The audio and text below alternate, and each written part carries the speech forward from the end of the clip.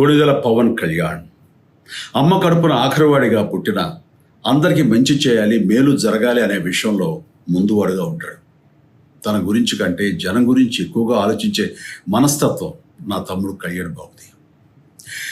ఎవరైనా అధికారంలోకి వచ్చాక ప్రజలకు ఏదైనా చేయాలనుకుంటారు.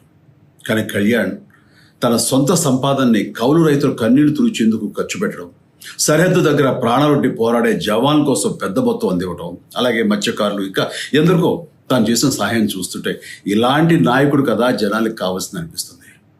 ఒక రకంగా చెప్పాలంటే సినిమాలోకి తను బలవంతంగా వచ్చాడు, రాజకీయాల్లో మాత్రం ఇష్టంతోనే వచ్చాడు. ఏ తల్లికైనా తన కొడుకు కష్టపడుతుంటే గుండె తరుక్కుపోతుంది. అలాగే ఏ అన్నకైనా తన తమ్ముడు అనవసరంగా మాటలు పడుతుంటే బాధ వేస్తుంది. అలా బాధపడుతున్న నా తల్లికి ఈ అన్నయ్యగా ఒక మాట చెప్పాను. నీ కొడుకు ఎంతోమంది తల్లుల కోసం, వాళ్ళ బిడ్డల భవిష్యత్తు కోసం చేసే యుద్ధం అమ్మా ఇది. మన బాధ కంటే అది ఎంతో గొప్పది అన్నాను.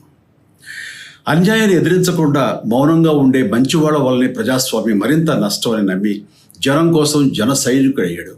తాను బలంగా నమ్మిన సిద్ధాంతం కోసం తన జీవితం రాజకీయాల్లోకి అంకితం చేసిన శక్తిశాలి పవన్ కళ్యాణ్. ప్రజల కోసం, రాష్ట్ర భవిష్యత్తు కోసం ఆ శక్తిని వినియోగించాలి అంటే చట్టసభలో అతని గొంతు మనం వినాలి. జనమే జయమును నమ్మే జనసేనాని ఏమి చేయగలడో చూడాలంటే మీరు పిఠాపురం ప్రజలు కళ్యాణ్ని గెలిపించాలి. మీకు సేవకుడుగా, సైనికుడుగా అండగా నిలబడతాడు. మీకోసం ఏమైనా సరే కలబడతాడు, మీ కళ నిజం చేస్తాడు. పిఠాపురం వాస్తవ్యులకు మీ చిరంజీవి విన్నపం, గాజు గ్లాసు గుర్తుకి మీ ఓటు వేసి పవన్ కళ్యాణ్ని గెలిపించండి. జై హింద్.